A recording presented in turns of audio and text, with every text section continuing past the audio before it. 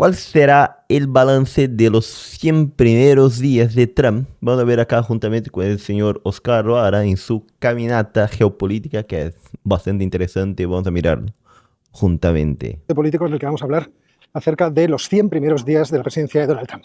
Así que me toca hacer un poco de digresión, estar aquí divagando mientras camino por estos vericuetos de este bosque tan bonito, y en el que, bueno, pues vamos a hablar de las 4 áreas más o menos principales que han supuesto la acción de gobierno de Donald Trump. Yo comenzaría quizá por lo que menos atención se ha prestado últimamente. Y eso que creo yo que no se le ha prestado mucha atención últimamente ha sido la cuestión de la eficiencia gubernamental. Sabéis que Elon Musk quedó encargado de solucionar el problema de la elefantiasis del gobierno de los Estados Unidos. Tantos gobiernos son elefantiásicos hoy en día que, bueno, la verdad es que se podría intentar hacer ese tipo de ejercicios, pero había varias dificultades. La primera de las dificultades es la improvisación, que ha sido una de las cuestiones sorprendentes de esta administración de los Estados Unidos. No parecen tener claro qué es lo que quieren hacer. El plan inicial de Elon Musk era poner un equipo de 4 personas en cada una de las agencias federales y a partir de ahí empezar a recortar sin tino con el objetivo de conseguir un recorte total de $2 billones. Vamos a buscar una cosa. Elon Musk sigue en el gobierno de Trump. Elon Musk sigue en Dodge. Voy a preguntar acá. Vamos a ver qué dice. Trump ha confirmado que Elon Musk dejará pronto Dodge y volverá a dirigir sus empresas. Como el Dodge de la administración Trump planea seguir, Elon Musk va acá en portugués, se va a alejar. Musk se aleja de Washington, pero su proyecto permanece. Elon Musk anuncia su retiro, pero todavía no salió, entonces sigue, pero va a salir. Seguimos. 2 billones con B de burro europeo, es decir, muchísimo dinero. El procedimiento se ha encontrado con todo tipo de dificultades, unas que podemos atribuir a la resistencia normal de los organismos a desaparecer, y bueno, esto es algo que no tampoco es muy sorprendente, y por otra parte, lo que podríamos llamar efectos no deseados. Esto que decía Friedrich Hayek con mucha razón, que cuando uno hace planificaciones, ya sea de un tipo o de otro, tiene que más o menos tratar de imaginar cuáles son los efectos que esas decisiones van a producir, teniendo en cuenta que muchos de esos efectos no van a estar previstos, es decir, no los vas a ver. Es absolutamente cierto. Y aquí nos hemos encontrado con que cada vez que cortaban un hilo de dinero, ese hilo, como tenía una justificación, un propósito, etcétera, etcétera, pues, en fin, ofrecía resistencias, porque causaba problemas. Y esto es algo que también hay que tener en cuenta cuando se hacen estos ejercicios. De tal forma que ahora mismo, si bien es cierto que existe una gran polémica, que en gran parte está justificada por cuestiones ideológicas, es decir, hay gente que se resiste a que el Estado se reduzca y otros que sencillamente son enemigos de lo que está haciendo la administración de Donald Trump, y por lo tanto cualquier publicidad va a ser negativa. Pues aparte de eso, lo que sí estamos viendo es que el recorte está lejísimos de los 160.000 millones de dólares, y os recuerdo que este mandato acaba el 4 de julio, o sea que todavía les quedan 2 meses y poco de actividad. Y por ahora van solamente con 160.000 millones de recorte, que algunas fuentes, como ya os digo, pueden ser malintencionadas, aunque no me lo creo, bajan mucho esa cifra. Incluso algunas, esta ya me podéis decir vosotros que son malintencionadas, la rebajan a 5.000 millones de dólares. O sea, al final no va a cortar mucha cosa, entonces. Yo creo que tampoco. Pero en cualquier caso, ahí se ve una de las limitaciones de esta administración. Una segunda cuestión que ha tenido también mucha importancia ha sido la de la lucha ideológica, que se ha centrado mucho en el combate contra DEI, es decir, diversidad, igualitarismo e inclusión. Todas las políticas que han ido... Sería la agenda en combate contra lo que se llama la agenda woke, sería eso, ¿no? En ese sentido, Donald Trump entiende que son potentemente ideológicas y que tienen que estar sujetas también a combate. Quizá aquí el mayor problema está en no saber combatir. Por ahora se ha planteado un choque frontal contra las universidades de la Liga de la Hiedra, ya sabéis, esas grandes universidades entre las que están Princeton, Columbia, Harvard, Cornell, Brown, Penn, en fin, las que siempre citamos cuando hablamos de premios Nobel. Y el problema es que, bueno, si bien es cierto que hay cerca de 50.000 millones de dólares en ayudas federales destinadas a proyectos de investigación, becas y demás de estas instituciones, también es cierto que estas instituciones son listas y dependen en realidad de fondos que tienen ahorrados, de patrimonio del cual extraen ganancias. Eso y las exorbitantes matrículas para estudiar en cada una de esas instituciones hace que sean bastante resistentes. Entonces, bueno, pues ahí se van a encontrar con que si las universidades quieren resistir, Columbia no quiso, pero parece que Harvard sí va a resistir, las intenciones de Donald Trump no creo que salgan triunfadoras. Fijaos lo que es esto de la guerra cultural. La guerra cultural hay que realizarla a un cierto nivel. Yo siempre digo que Harvard es claramente un centro irradiador de cultura. ¿En qué sentido? En el sentido de que desde ahí surgen las teorías y las concepciones, tanto de política social como de economía, e incluso os diría también cuestiones puramente científicas, en el sentido de cuáles son las líneas de investigación que realmente nos interesa promover, que son pioneras, lideran. Sus profesores publican en las mejores revistas, se vuelven líderes mundiales, tienen financiaciones estratosféricas, sus grupos de investigación son buenísimos, etcétera, etcétera.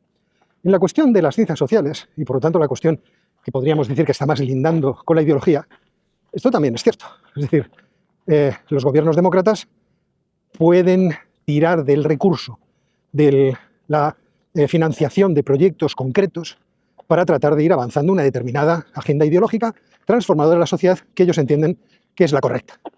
Y que alguno de vosotros ya estará gritando en casa, ¡globalismo! Bueno, pues también. Pero en esa batalla todo está a la vista. Y por lo tanto todo es discutible. Si el adversario no es mejor que tú discutiendo, o no es mejor que tú presentando tus teorías en la mesa pública de forma que se vean más, en realidad es culpa tuya. Y esta estrategia es mucho mejor que la otra. Es decir, si tú quieres avanzar en una agenda conservadora, es mejor que tengas medios de comunicación conservadores, que sean profesionales, que traten de no mentir, pero que tengan una determinada línea editorial, fomentar productos de entretenimiento cultural que vayan en la línea de defender la visión de la realidad social que tú estimas que es la mejor. Y en el caso de la discusión social, exactamente lo mismo. Defender aquellos proyectos de investigación y metodologías que, siendo científicas, promueven lo que tú crees que debe pasar en el mundo. Y si además tienes razón, te será fácil demostrarlo. Claro, si no tienes razón, eso ya es una cuestión distinta. Pero esto es lo que parece que Donald Trump lo quiere hacer porque tiene mucha prisa siempre en hacerlo todo, en conseguirlo todo. Y entonces, por ahora ha ido al choque brutal de tratar de acabar con los programas de diversidad y de discriminación positiva, que en muchos casos son exitosos, en muchos otros no, es cierto, y bueno, ahí están los argumentos de Thomas Sowell, por ejemplo, en contrarios a la discriminación positiva. Estoy de acuerdo en algunos y en otros no tanto, pero no son el objetivo de este vídeo. A lo que voy. Una pregunta que hago a ustedes, que también me pregunto es, ¿el shock no crea más resistencia? Porque a mí me parece que sí, no había otra forma de avanzar con la agenda conservadora sin tanta resistencia. Porque, bueno, con eso también va creando una resistencia muy fuerte en Estados Unidos para que cuando puedan sacar todo lo de conservador, también va a intentar sacar, ¿no? A que veáis este asunto. El asunto de que esta política confrontativa no parece que vaya a estar destinada al éxito. Por lo menos creo que está mal diseñada. Mira, acá el señor Oscar Vara entonces pensamos algo parecido. Bueno, de que Chuck parece que no va a resultar nada bien. Bueno, poned en los comentarios qué pensás sobre eso. Se obtiene mucho más y desde luego el globalismo lo ha demostrado a través de la argumentación, de la promoción de las ideas, de financiar investigaciones desde un determinado punto de vista para ir acumulando evidencia empírica que esté favorable a tus planteamientos que de otra forma. Hay una tercera cuestión que también es interesante resaltar de estos 100 días de Donald Trump y quizá es en la que Donald Trump está teniendo más éxito. Y sin embargo, también es extraordinariamente polémica, que es el asunto de la inmigración. Ahora mismo, yo creo que el planteamiento tan brutal y radical que ha hecho Donald Trump para parar las entradas de inmigrantes ilegales por la frontera sur. Y por otra parte, el programa también brutal de deportaciones están haciendo que la gente no quiera ir a Estados Unidos ni atada, porque ven que claramente les van a expulsar. Entonces las entradas por la frontera sur, por México, se han reducido extraordinariamente. O sea, extraordinariamente los encuentros, porque es así como se registran estadísticamente, los encuentros de patrullas fronterizas con gente que quiere pasar la frontera se han reducido extremadamente. Luego, cuando esté en casa, trato de buscar el artículo de donde lo vi, pues no sé si eran entradas, Mira acá entonces, vamos a poner acá al lado, que va a mostrar. Acá fue el pico entonces de las entradas y ahora bajó eso. Logró entonces, logró impedir las entradas ilegales, realmente. Finaos en cada mes que excedían los decenas de miles de personas y los últimos han sido unos cuantos miles. O sea, la bajada es cósmica. Y por otra parte, las deportaciones llevamos hasta ahora, y estamos a punto de entrar en mayo, pues cerca de 145.000 personas deportadas, que es más o menos todo lo que deportó Biden en 2024. O sea que está yendo a una gran velocidad.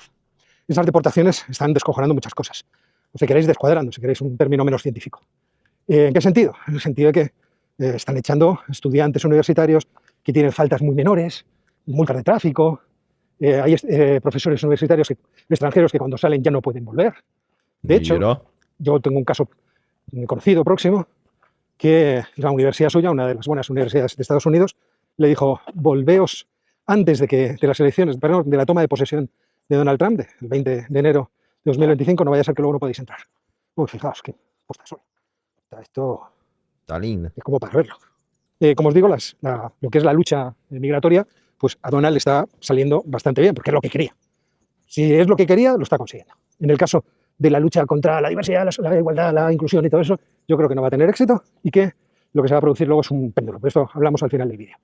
En el caso de las deportaciones, Ya la idea del péndulo es que, bueno, ahora los conservadores imponen bastante fuerza para terminar con eso, pero después puede volver con mucha fuerza y aplastar las ideas conservadoras. Es lo que puede pasar, ¿no? Con el shock. lo que están haciendo en la administración de Donald Trump es tensionar enormemente el Estado de Derecho. Y eso es muy peligroso, siempre muy peligroso. Es decir, no considerar los derechos de las personas, incluso cuando no son tus ciudadanos, no es el ejemplo que los Estados Unidos siempre han querido darle al mundo. Alguno puede decir, pero es que tenemos derecho, esta es mi casa. Sí, pero es que la casa de los demás también puede volvérsete hostil desde ese mismo punto de vista. Entonces, el no respetar los derechos de los ciudadanos de los demás, incluso cuando están en territorio de otra nación, es un precedente peligroso. Además de lo que puede implicar incluso para los derechos de los propios estadounidenses, a los que, bueno, pues en algunos casos ya hemos escuchado que la intención de Donald Trump es mandarles a cumplir sus condenas a El Salvador. Esta política de mano dura extrema se les puede ir de las manos. Ya envió alguno, ¿no? Hasta tener caso, parece que injusto de uno que fue enviado y no hacía parte de ninguna pandilla, todo eso. Entonces, ya está enviando, ya tiene un acuerdo con el gobierno de Bukele. Acabar siendo una política de mano dura extrema. Eso, eso sobre la legalidad y eso, ¿no? Ya es otro problema porque, bueno, ninguno fue juzgado y nada de eso. Entonces, Que dispare contra los derechos más elementales de los ciudadanos estadounidenses también. Y acabamos, porque tampoco vamos a hacer este vídeo eterno, con la cuestión de los aranceles, de la guerra comercial. Todos sabemos lo que está pasando aquí. Donald Trump quiere principalmente quitar el estatuto de potencia emergente hegemónica a China. Este es el asunto que se está dilucidando con esto de los aranceles. Ya hemos hablado mucho de los aranceles en este canal y sabéis cuál es mi opinión. Diagnóstico, yo creo que correcto. China está destinada a seguir avanzando y seguir siendo una gran potencia. Y es muy difícil descabalgarles porque ahora mismo las dinámicas de conocimiento, de preparación, de acumulación de capital físico y humano, pues bueno, ya les han situado un nivel bastante grande. Es verdad que no existe nivel económico que sea eterno. Y una guerra comercial como la que ha planteado los Estados Unidos quizá no sea la forma mejor de conseguir el objetivo, pero ya me habéis escuchado haber dicho en alguna ocasión que tampoco está tan mal tirado el tiro. ¿Por qué? Pues porque un cerrar mercados a China crea una serie de dinámicas en China de intentar vender o expandir su comercio en otras regiones que causa desconfianza en esas otras regiones. Y como China no es una potencia benevolente, acabamos de tener otro episodio de China aterrizando en un atolón del mar del sur de la China, muy alejado de sus costas, y diciendo, esto es mío, señores, ahora me lo quedo. Entonces, ahí existen muchos problemas que las naciones de alrededor miran con desconfianza. No es solamente Taiwán. Obviamente Taiwán está ahí en primera fila, pero ahí China se enfrenta a diversos problemas, sino que están el resto de las naciones como Japón, Filipinas, Indonesia, Malasia, Vietnam, Tailandia, que dicen, si estos tíos se toman estas libertades, si estos tíos en un momento les diera por invadir Taiwán, por ejemplo, ¿qué confianza podemos tener en ellos? Y eso es una cuestión que China debería cuidar. Ya veremos. Y si Estados Unidos no protege a Taiwán, es una señal para los otros países que puede ser que no sean protegidos, principalmente Corea del Sur, Japón. Pues cómo evoluciona China hacia el futuro, aunque esto ya es una cuestión un poco más de predicción ficción. Porque una cosa que es evidente es que Xi Jinping va a seguir manteniendo una gran influencia en China en el medio y largo plazo. Tiene 70 años, ponele 20 años más. Pero en esos 20 años empezarán a ascender a los puestos de poder las generaciones nacidas a partir de 1990, que ya tendrán 40, 50, 60 años, y que van a tener planteamientos distintos de los que tiene alguien como Xi Jinping, que todavía vivió los ecos de la revolución cultural. Y fue víctima, pero también se sacrificó por la revolución cultural. ¿Será que vamos a ver grandes cambios cuando cambie la generación que comande China? Un cambio para bien, para mal, más favorable a Occidente, más contrario. ¿Qué vamos a ver, no? Qué cosa interesante. Bueno, estaremos acá para ver. Creo que sí, espero que sí. Para ver estos cambios de generaciones en el poder de China. Entonces ahí todavía existen muchas cosas que los Estados Unidos pueden aprovechar a su favor.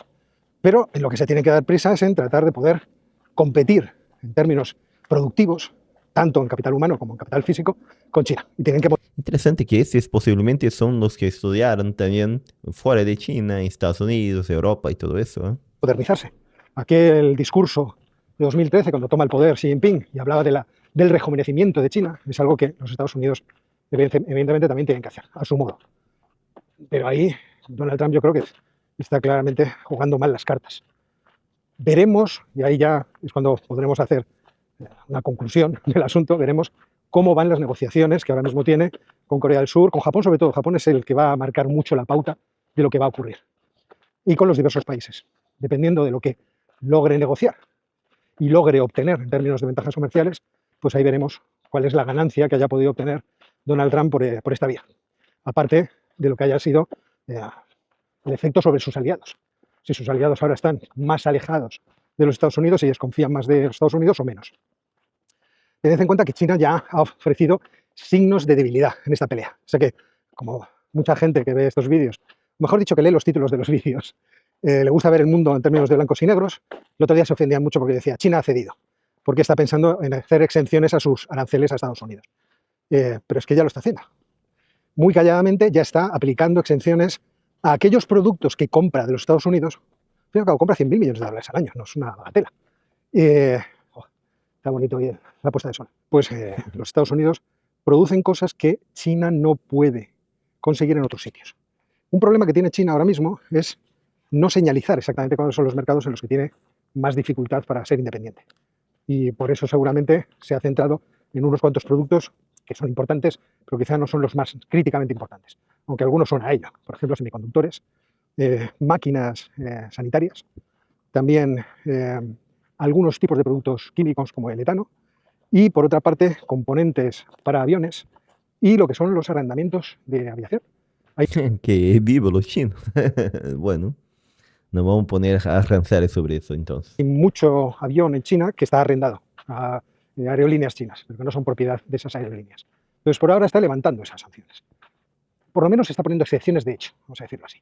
Y tenemos también, lo hemos visto, amenazas a los países de alrededor para que no se atrevan en ningún caso a hacer acuerdos comerciales que dañaran a China. Aunque ya hemos visto también a mucho empresario chino trasladar producción de China a los países de alrededor, principalmente Vietnam, para tratar de sortear el asunto de los aranceles. Supongo que en los Estados Unidos también se está produciendo esto. Si en la guerra en Ucrania las sanciones económicas llevaron a que muchos empresarios decidieran exportar a Rusia a través de terceros países, ¿quién de vosotros no apuesta a que esto esté pasando ya en el caso de Estados Unidos y China? El empresario es un tío que se las ingenia. No es un ingeniero, esto es lo que decía el padre de un amigo mío ingeniero, decía el ingeniero es el que se las ingenia, o el empresario también. Al fin y al cabo, empresa, según la definición de la RAE, creo recordar era aventura que con dificultad se emprende. Pues una dificultad es que los gobiernos de vez en cuando pues meten en problemas a los empresarios. Entonces, ¿cuál es el balance total de estos 100 días? Confusión. Confusión, incertidumbre, que si se despejan, evidentemente, llevarán a que en la calma la gente vuelva a tomar confianza. Recordad que había dentro del plan de Donald Trump cosas muy buenas. Una de las cosas muy buenas para el crecimiento económico, quiero decir. Ahora me diréis vosotros que para el medio ambiente son fatales. Una de las cosas era desatar la capacidad energética del país, lo cual puede ser problemático porque en el caso del petróleo haría bajar tanto el precio que dejaría de ser rentable la extracción por fracking, pero sobre todo en el caso de las nucleares. Pero en esto van con retraso. O se ponen rápido a conseguir la construcción de centrales nucleares modulares o se van a quedar atrás respecto de China claramente. Lo mismo con la energía renovable. Yo creo que esa dupla nuclear renovable es muy potente cuando funciona junta. Y además creo que es realmente sí, creo que es el futuro. Hay que ir prescindiendo de combustibles fósiles, no porque sean malísimos, que también, sino sobre todo porque, por ejemplo, en el caso de los países europeos, somos dependientes de terceras naciones. Necesitamos ser dependientes en términos energéticos de nosotros mismos, pero tener grandes cantidades de energía, porque la energía es lo que te da la posibilidad de hacer cosas. Sin energía, estás muerto. Yo me estoy dando este paseo tan espectacular porque me he comido una magnífica hamburguesa de Hundreds, no se lo debes a nadie, con mis hijos hoy, he tenido la suerte de comer con ellos, y uno tiene energía, que ahora tiene que obviamente quemar a toda velocidad. Eso es una cosa que creo que a los Estados Unidos le conviene mucho, y otra son las desregulaciones. Esas dos cosas combinadas, darle libertad a los empresarios, es algo muy potente. Si por otra parte lo que vas a hacer es fastidiarles, cerrar la posibilidad de aprovechar que les estás desatando las manos, metiéndoles 100.000 aranceles, pues ahí no. Creo yo que si lo que quieren es poner aranceles por cuestiones geopolíticas, tío, sé más listo y dispara más claramente al objetivo. Centra el tiro. Y este sería más o menos el balance que yo os haría de estos 100 días de la presidencia de Donald Trump. De cualquier forma, una última advertencia que la llevo haciendo ya en varios vídeos, pero no es por cubrirme, es porque creo que está en la esencia de Donald Trump. Pensad que esto que ha pasado en estos 100 días, a tal velocidad, de forma tan caótica, tan rápido todo, es una ventaja porque Donald Trump puede corregir mucho rumbo a partir de ahora y seguir afirmando que todo era parte del mismo plan. O sea que podemos encontrarnos que la tortilla se da la vuelta completamente, que se llega a un acuerdo comercial con China. No es algo que sea enloquecido. Imaginemos que además Donald Trump llega a un acuerdo nuclear con Irán y que se logra cerrar un acuerdo razonable en Ucrania. En ese caso, ¿qué estaríamos diciendo de Donald? Pensad que la política de hoy en día es muy fluida y las cosas cambian mucho más rápido que tiempo antes. Con lo cual todavía podemos encontrarnos ante una presidencia muy exitosa de Donald Trump. Porque si sigue poniendo muchos problemas, corre también el peligro de que los senadores y congresistas republicanos se pongan en contra suya. Y ojo, que un impeachment no es algo que esté tampoco fuera de la agenda de mucha gente. Si Donald Trump se convierte en un problema, a Donald Trump se le puede quitar de ahí. El gobierno, o mejor dicho, el entramado constitucional de Estados Unidos tiene métodos para poder conseguir eso. Y esto es todo lo que os quería decir. Muchas gracias por acompañarme y hacerme tan entretenido este paseo, a pesar de que esté hablando solo. Pero como me da la sensación de que estoy hablando con todos y cada uno de vosotros, pues la verdad es que es cierto que se hace muy agradable. Como siempre os digo, un placer. Y a partir de mañana generar PIB, señores. Que eso es lo único que nos salva. Bueno, fue interesante la caminata acá geopolítica del señor Oscar Vara. Bueno, creo que fue un balance bastante interesante de Trump y digo que puede ser que Trump tenga éxito al final. ¿Qué cosa, no? ¿Será que van a ver un éxito al final de Donald Trump con todos sus planes económicos para Estados Unidos? Bueno, es lo que la gente que le votó espera. Vamos a ver qué dice acá la gente en los comentarios. Solo quedan 1300. Vamos que podemos aguantar esos 100 días de vorágine y se repite todos los infiernos de la siniestra comedia de Dante con sus cómplices. Señor Vara, es usted un mago, bueno. No estaba solo, profe, la estaba escuchando mientras, bueno. A mí me parece que CHN no está cediendo en la guerra comercial, o sea, China, simplemente usa una lógica, no se ponen aranceles a los productos si les interesa y se les ponen a los que quieren bloquear.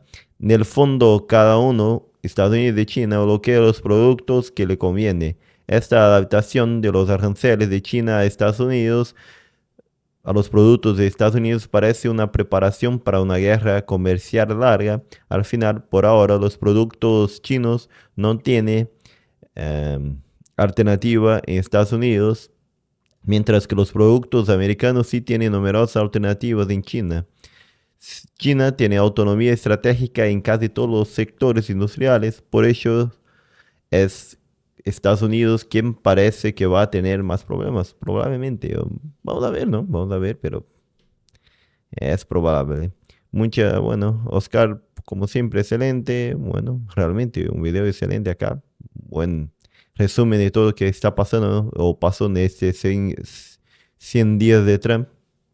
Acá dice, acabo de leer un artículo de un empresario estadounidense que ha comentado que los aranceles ya están teniendo el efecto de que muchos contenedores de mercancías que habían sido embargados previamente y a los dichos aranceles han afectado en tránsito. Mira, están quedándose sin recorrer en las aduanas americanas porque no les merece la pena recogerlos. Sería interesante estudiar ese efecto.